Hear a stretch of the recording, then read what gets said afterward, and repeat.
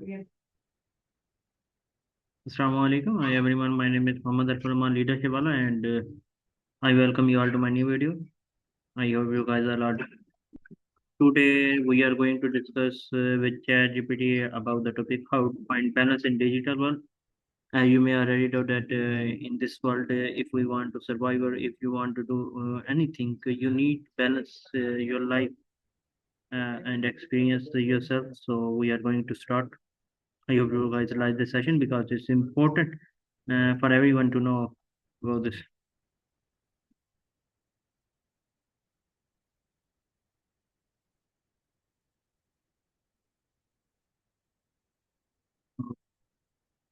Sorry, just wait a second. Yes.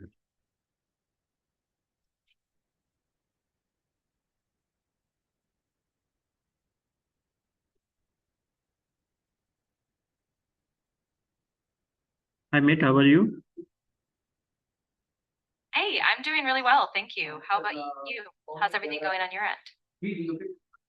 And just wait a second. I think we need.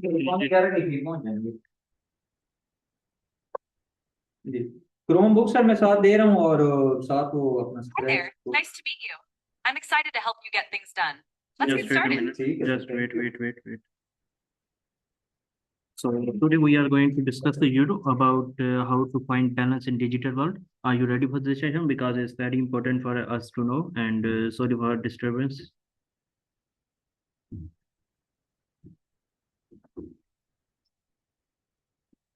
And there we go.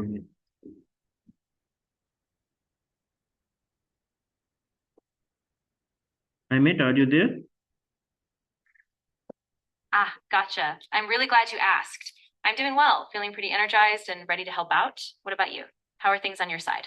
Well, everything is all right. So today we are going to discuss with you about main topic, how to find balance in digital world. You already know that in this world, if we need to survive, and then we need to balance our life and our actions.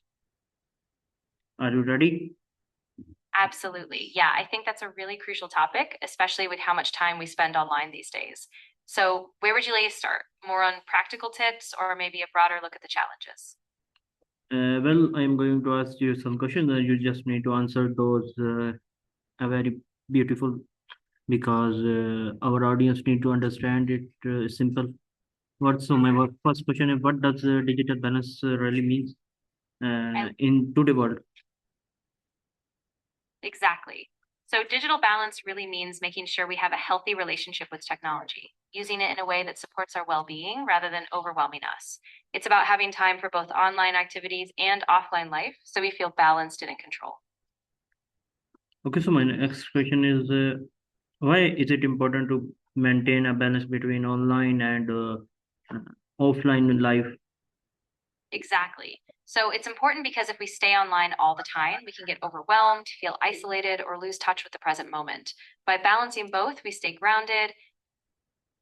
There we go. I think something.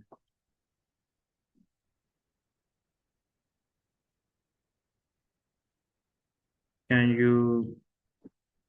Yeah, I think there are some issues. Maybe my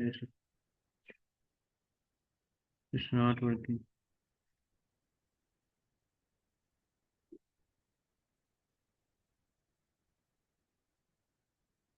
Then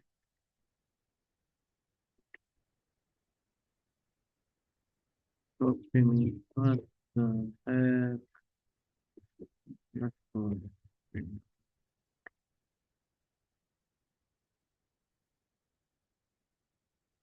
Mate, can you start again where we left? Like you was given answer, you were given some answer of my questions.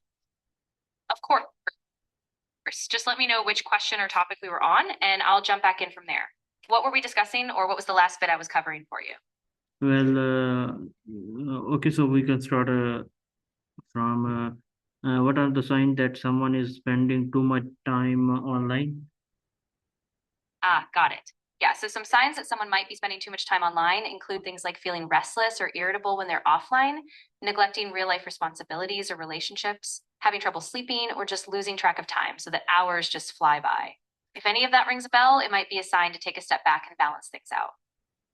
And how does excessive screen time affect mental health? Yeah, that's a great question. So, excessive screen time can have a pretty big impact on mental health. It's often linked to increased anxiety, depression, and even feelings of isolation, especially if it replaces face to face socializing. Plus, it can disrupt sleep patterns since screen exposure at night messes with melatonin. So, it's definitely something to be conscious of. And what are some simple ways to reduce daily screen time? Yeah, absolutely. A few simple strategies could be things like setting specific time limits, maybe using app timers or reminders, taking regular breaks like every hour, and filling that time with something offline, like a walk or a hobby. And even just having tech free zones, like no devices at the dinner table or before bed, can make a big difference. And how can we stay productive while using digital devices? Yeah, that's a really good point. I think one key is being intentional. So you can use tools like website blockers to limit distractions, keep your workspace organized, and maybe even schedule focused time blocks like a Pomodoro technique where you work in short, intense bursts. And of course, having a clear plan of what you want to accomplish keeps you on track.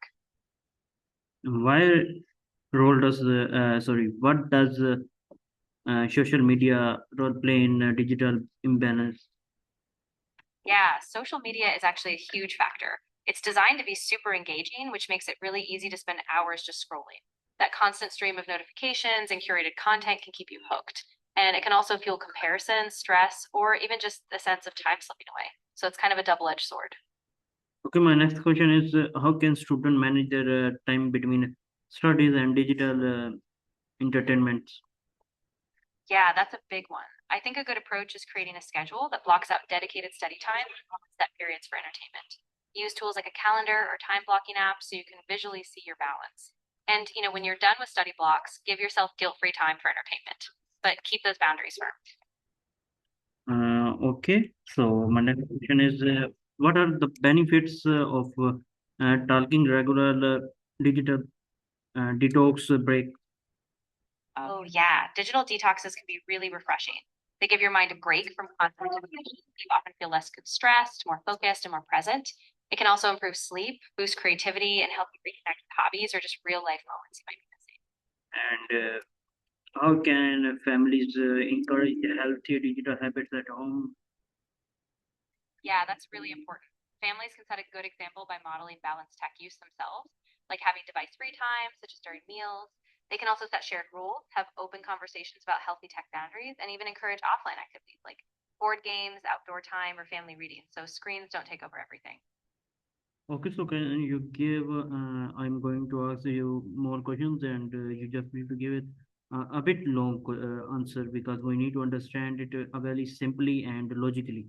So my next question is, what are the best apps or tools to track screen time? Ah, absolutely. So there are a bunch of really effective apps and tools out there. For example, Apple's Screen Time and Android's Digital Wellbeing are built right into the devices. So they give you a breakdown of how much time you spend on different apps, websites, or categories. Then there are more specialized tools like Rescue Time, which runs in the background on your computer or phone and gives you really detailed reports on where your time goes. And for families or students, tools like Forest can gamify focus time. So you grow a virtual tree when you avoid distractions. The key is finding one that fits your lifestyle so you can stay mindful without feeling overwhelmed. Or is it paid or free version? Ah, good question. So a lot of these tools have both free and paid versions. For example, Apple Screen Time and Android's Digital Wellbeing are free, but they offer basic features. Rescue Time does have a free version, but for really in-depth reports and features, you'll need a paid plan. And Forest is free to download, but if you want some premium features, there's a small one-time cost or service. So you've got a lot of options. Okay, so my next question is, how can we avoid the distraction while working online? Because most of our work is shifting to online features. If we are going to do remote work, or maybe we go to office and doing work, so we are doing it online, but we distract while doing our work. So how can we avoid our distraction? Yeah, that's a really common challenge, especially with remote work. One big way is to create a dedicated workspace, so ideally a spot that's just for work, separate from distractions. Then you can use strategies like turning off notifications, using website blockers to keep you off social media, and setting clear time blocks, like using the Pomodoro technique. Also, take regular breaks, step away from the screen, stretch, maybe even go for a short walk so you recharge and come back more focused. And having a daily plan or to-do list really helps keep you on track. And my next question, what are the long-term effect of digital addiction? Yeah, that's really important to understand. So, in the long term, digital addiction can have some serious effects. It's often linked to chronic stress as people feel constantly connected and on call. It can also lead to reduced attention span, making it harder to focus or be present.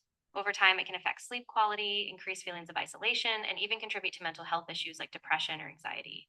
So, it's really about long term balance and staying mindful of how much time you're spending online. And thanks you for your help, because I think it's very important for everyone to know uh, how to balance our online and offline life. And Absolutely. You're because spot on. in this digital work, if we are not we are not controlling our time, or we are not doing some physical work, just only online, and the distraction is everywhere. So I hope everyone can start and doing their work with balance, because it's important for our your life, for your future, for everything. And I hope you guys. Exactly. Sorry, you can continue. Of course. Yeah, I was just going to say, I think you're totally right. Finding that balance between online work and offline activities is really a life skill now. It's not just good for productivity, but it's crucial for mental and physical well being. So I really hope more people start adopting these habits. Thank you, ChatGPT. I think it's very helpful, and I hope you guys also like this session, because it's very important topic for everyone to know how to balance their life, and it's very knowledgeable also. We use ChatGPT and ask different questions, and it's give a very beautiful answers. I'm really glad it helped. Yeah, I completely agree. This is such an important topic, and it's great that we can explore it and share these ideas. So, anytime you have more questions or just want to dive deeper, I'm here for it. Thanks for your help. I hope you guys like this session, and that's it from my side. Allah Hafiz. Stay at home and safe. You're very welcome.